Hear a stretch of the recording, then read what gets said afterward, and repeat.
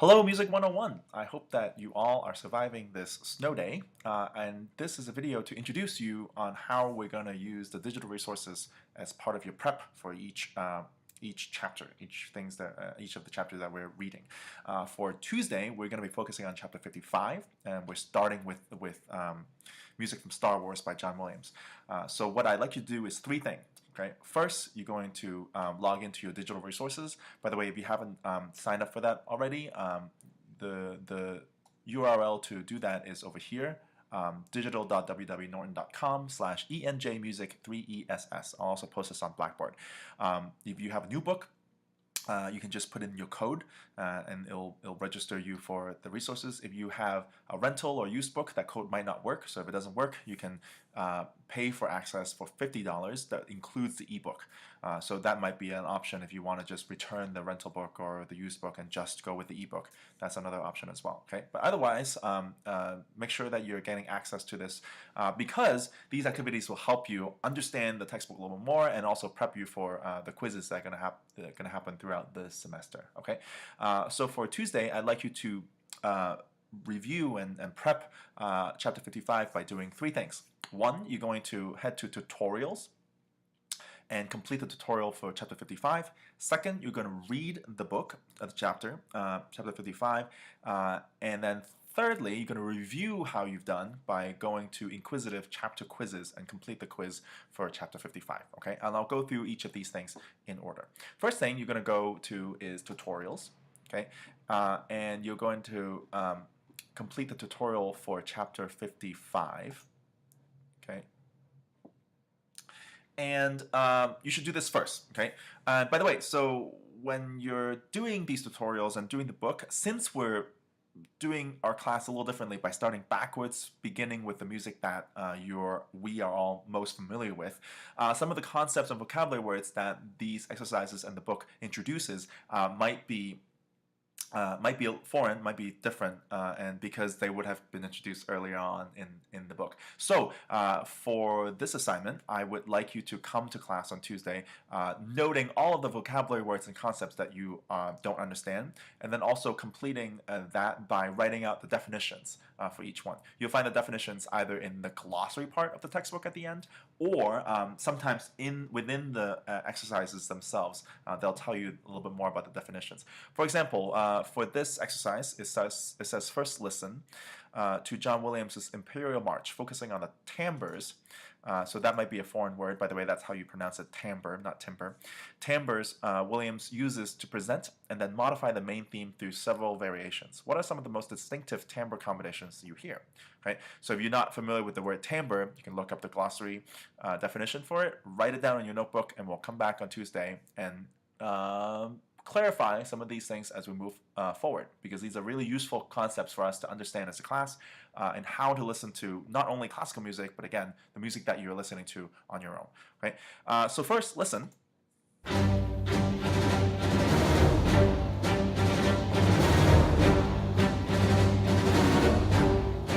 Okay, I'm going to listen to the whole piece and think about what are the timbre combinations that you hear.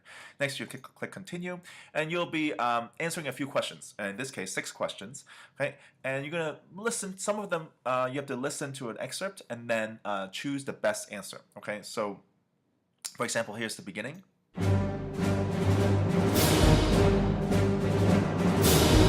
Okay, and the question asks, which best describes the introduction to Imperial March heard in this excerpt? If you I'm not sure, there are 4 answers here: repeated rhythmic pattern, lyrical melody, soft volume, and focus on woodwinds. If you're not sure, then this is the perfect time to sort of use this exercise to get to know sort of what these words might mean. For example, if I think soft volume, and it will tell me, hey, that's incorrect because most of the work is played at a loud volume at a forte dynamic. Right? So for example, in music, we call volume dynamic. And we say forte for something that's loud, and piano for something that's soft. So in this way, you're getting the hang of saying like, oh, okay, so this actually starts loud, not soft. Okay, so if you click again, try again. Okay, you would not choose soft volume, and you would repeat this for the other choices to get to know a little bit about what this piece sounds like. Okay. If there's any sort of points or anything that pops up, just for now, ignore that. I just want you to go through this exercise first before you read and answer these questions to get an idea of what you are asked to listen for. Okay. Next, you click continue, and you'll be brought to this interact screen, which has what we call a listening map. Right?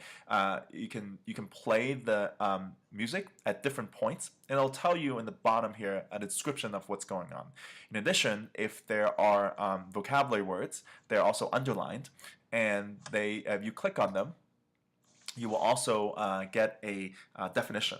Okay, so for example, the timbre is the quality of a sound that distinguishes one voice or instrument from another. Right? It's also called tone color. Right? So this is a word that very useful word that we can use from here on in to talk about the timbre of a piece. Right? So here you can click on play to have it play. By the way, if it hangs for some reason, just reload the page and it should come back.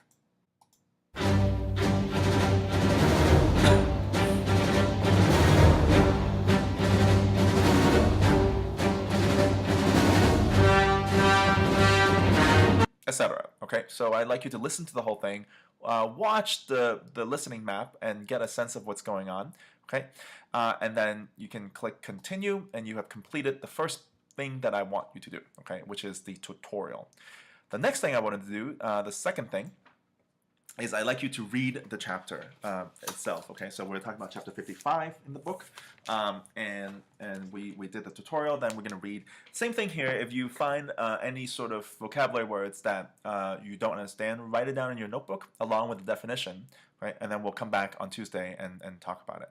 The last thing I'd like you to do after you've read the book is to head to Inquisitive chapter quizzes over here. Okay. And you're going to complete the chapter quiz for chapter 55. I'm going to scroll down to chapter 55. Okay, and I'm going to load this up in a little bit. Okay, so I'm going to actually show you the view that you'll get, which is once you completed the reading, I'd like you to use this quiz to help you remember what some of the main points are in the reading. You'll need to answer at least 20 questions. For now, just ignore the things about points or target scores or levels. You'll progress up the level as you gain more points. But for now, I just want you to complete at least 20 questions from this chapter. Okay, so if you click Start Answering Questions, you will then present it with a question. You can drag the answer to it, and again, it'll give you feedback on some of the answers. Use this to remember what some of the things are that are covered in the book. Okay. Again, ignore the points, but I do need you to complete this exercise online. Okay. So that's an overview of how to use the digital resources introduction for using this as part of this class as you prep for next Tuesday. Okay. Have fun and listen well.